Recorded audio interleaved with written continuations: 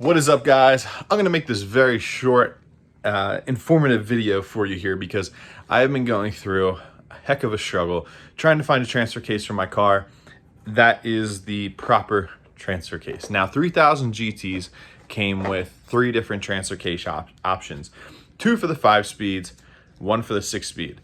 5 speeds came with either an 18 spline, which can be broken down into a small bearing or a big bearing, and a 25 spline. 6 speeds came with what I believe was a 25 spline all throughout, but it's a totally different transfer case.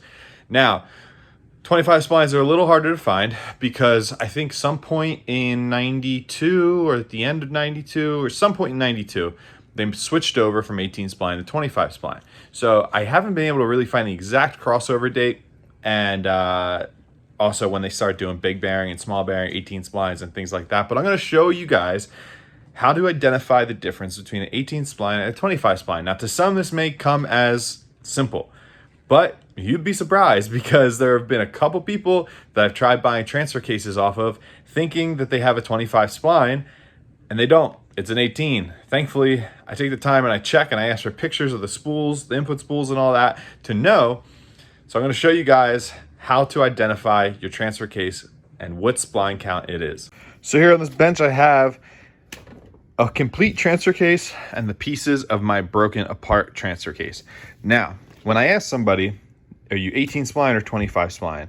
I feel like they immediately jump to the splines on the back of the transfer case. This is where your drive shaft goes in and slides in, and those splines go into your drive shaft. You can also see it. It's this shaft right here. Now, this shaft is the same.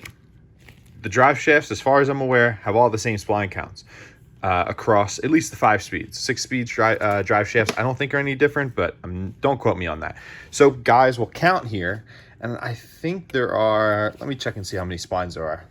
I just counted, and there's actually 26 splines on the output shaft, the transfer case output shaft.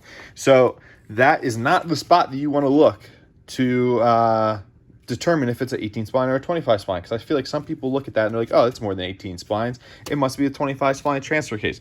That is incorrect. So I'm going to flip over the transfer case to the inside, and you can see the input spool. So the input spool, this one is in very good shape, the splines are. This is where you determine if it's 18 spline or 25 spline. So in this case, this transfer case is an 18 spline. It has 18 individual splines. I used the Sharpie to count so that I wouldn't lose track.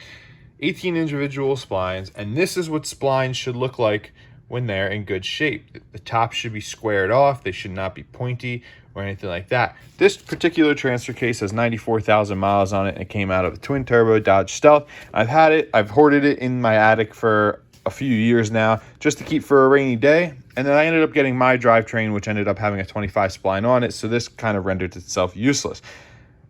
I've just been holding on to it just to have, and probably going to put it up for sale. I put it up in the 3000 GT group, but I haven't really pushed it much, but it'll be going up for sale because I don't really need it anymore. I'm 18 spline now, or 25 spline now. So then let's look at the transfer case that just came out of my car. So this is the front housing, and we can see in here, my spool has 25 splines. My seal, I think, was also leaking, but that's besides the point. 25 splines in here, says a 25 spline transfer case. And you can also see that these splines are more triangle shaped. This is because they're worn out. It is not because, there is less room or anything in there. It is because they're worn out. This is how you can tell the difference between your spline count on your first gen 3000 GT Dodge Stealth. Ignore all the carnage, because that could also happen to your car too, with launches and things like that. So this thing is gone. Now, one more thing. Ignore the hands. So 18 splines came in a small bearing or a big bearing. 18 splines and 25 splines share a cover that has a bolt hole in it. like so. It goes all the way. Now, when some people see this bolt hole, they just automatically assume it's a 25 spline. That's incorrect, because some of the 18 splines came with this bolt. Those are the big bearing 18 splines. Ones without, like this one, are small bearing 18 splines. Big bearing 18 splines can actually be converted to a 25 spline spool. So just remember that. You can upgrade your big bearing 18 splines with a 25 spline spool. I imagine this is the bearing that they're talking about, but I've never cracked this one open, so I don't really know the internal workings of this one.